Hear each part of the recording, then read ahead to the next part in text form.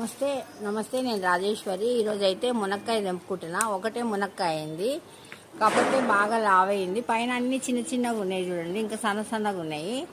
అవి తెంపుకుంటలేను. ఈరోజు నేను మునక్కాయ పప్పు చేసుకుంటా. పైన రాధమ్మ చూడండి ఎంత బాగున్నాయి, మొత్తం ఫ్లవర్స్తో వేసింది.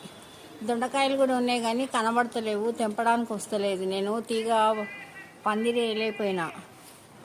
పైన ఒక పందిరి వేసిన కానీ ఇది ఈడ వేయలేకపోయినా. ఇంకా కనకాంబరాలు మొన్ననే తెంపుకున్నా, మళ్ళీ అన్నీ అయినాయి.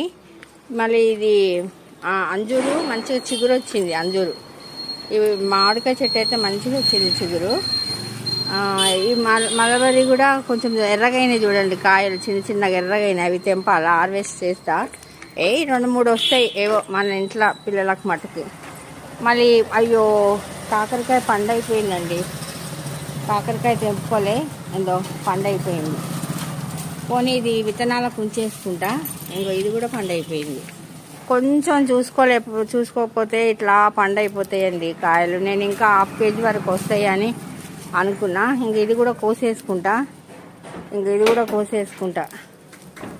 పండు అయిపోయినాయి ఇంకా కాయలు, పండు అయిపోయి. లేకపోతే మంచిగా ½ కేజీ దాకా వచ్చేది. ఇదైతే చూసిండ్రు కదా నిన్న చూపించిన పేపర్ ఫ్లవర్ది. ఇంకా ఇవన్నీ చెట్లు అండి. ఇది సన్నజాజి కూడా బాగా వచ్చింది చిగురు, సన్నజాజిది. ఇది మొత్తము ఈ చిక్కుడుకాయకి పైన పూత వచ్చింది, నేను చూపిస్తా. యాపిల్ నేను మళ్ళీ ఇంకొక రకంది పెట్టిన, దానికి కూడా మొలకలు ఎత్తినాయి.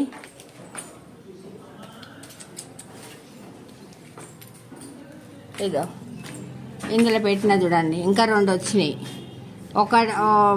4 పెట్టిన, మీకు చూపించలే వీడియో పెట్టేటప్పుడు. ఆ చిన్నది ఒకటి వచ్చింది, ఇంకా 2-3 వచ్చినాయి. ఇవైతే గ్రేప్స్వి. ఏ గ్రేప్స్ ఒకటి బ్లాక్ గ్రేప్, మామూలు గ్రేప్ పెట్టిన. ఇవి పెద్దగా అయినప్పుడు చూడాల మనం. వేరే దాంట్లో నేను వేరే పాటలో పెట్టుకుంటా.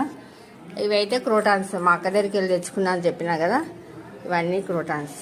నా వీడియో నచ్చితే లైక్ చేయండి, షేర్ చేయండి, సబ్స్క్రైబ్ కూడా చేసుకోండి. ఓం శ్రీ మాత్రే నమః.